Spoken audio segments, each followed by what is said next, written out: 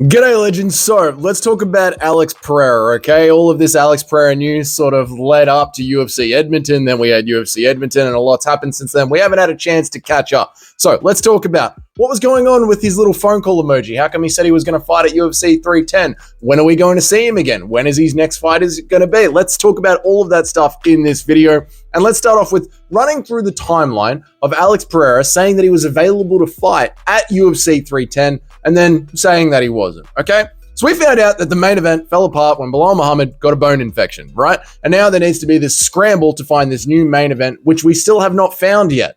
Quite frankly, compared to how bad UFC 309 is, which is essentially just Charles Oliveira versus Michael Chandler, you might as well make Alexandre Pantoja versus Kaya Sakura the main event. Who cares? UFC for 2024 is essentially done now, right? But Alex dropped this phone emoji saying, "Give me a call," on an Instagram post. And we were all very excited. Here we go again, boys. The hero of 2024 is going to step up. And once again, he's going to save us all. It's time to get pumped. Get out the old Alex Pereira headgear. Call up all the other poetards. It's time to charm our way to another victory. And this time it is against his hardest opponent ever, Magomed Ankalaev. But will Magomed Ankalaev be ready to go? He's Dagestani. They do not like fighting on short notice. Well, Magomed drops his own phone emoji. It seems like Magomed's ready to go too. And within hours of UFC 310 having fallen apart before anything else could happen, Magomed Ankalaev and Alex Pereira seem to have come in and saved the day on Instagram, on Twitter, by themselves before any news sites really even have time to update or talk about or let us all know that what is even going on out there. And by the time they all do let us know what is going on out there, Alex Pereira pulls his offer. Alex Pereira didn't want to go ahead with it anymore. Very strange. He said he will not be fighting anymore for the rest of the year. Very strange from Alex Pereira, who usually doesn't mind stepping in there on short notice at all. Looks like Alex Pereira has given us blue balls for UFC 310. Like any girl in the club acting like she wants it, dancing on you, but she just won't commit to go home. Giant tease, an absolute giant tease, and we are not getting the satisfaction that we desire. Alex Pereira has decided he's not going to be fighting Magomed Ankalaev at UFC 310. My disappointment was immeasurable and my day was ruined. But how did we end up in that situation, right? How did we end up in a situation where Alex said, "Give me a call," and then he said, "Actually, I'm not interested"? I think what we have to remember here, and now we are entering the realm of my own sort of headcanon, but I do believe that this is how it went down. And you guys can let me know down there in the comments what you think about this. We got to remember that these guys are they're normal human beings and they're not constantly surrounded by their team and their management.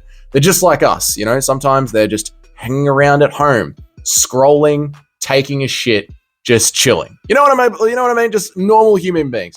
And I believe that there is a very, very good chance that because Alex Pereira isn't in a training camp right now, when the news broke that 310 wasn't going ahead, there's a great chance that Alex Pereira was just chilling at home, just doing whatever Sharma does when he's not absolutely obliterating blokes in the cage. So maybe he was just sitting there, taking a shit or on the couch, scrolling along, and saw that UFC 310 and fall apart. And because he is Alex Pereira, and he's so used to stepping up on short notice, and to him, with years of kickboxing, short notice fights don't bother him at all. He just went and posted that phone call emoji, and he sincerely meant it at the time that he sent it. But there are things that are outside Alex Pereira's control and maybe even things that he wasn't aware of. Like, this is the reason that these athletes have managers. Maybe sponsorship deals that might have been moved around in the past. Like, let us not forget that the reason that Alex Pereira is such a hero for stepping up at UFC 303 on short notice is because he was globetrotting around the world. In fact, he was down here in Australia with the boys hanging out at the rugby club, but he was down here in Australia doing a speaking tour, and that was a global speaking tour. He has these sponsorship deals that he was booked in, obligated to fulfill in the middle of the year around UFC 303. And he pulled all of those. Now, I'm sure he pulled all of those with the promise of rearranging that tour, right? Those certain sponsorships would have been like, okay, we can rearrange it, we can move it around. Why not move it to, say, 4 months later, yeah? Which would put us exactly where UFC 310 is. So I'm sure Alex was sitting there, got the phone, saw the news, and went, yep, I'll fight. And then maybe his manager called him up and went, what are you doing? Why?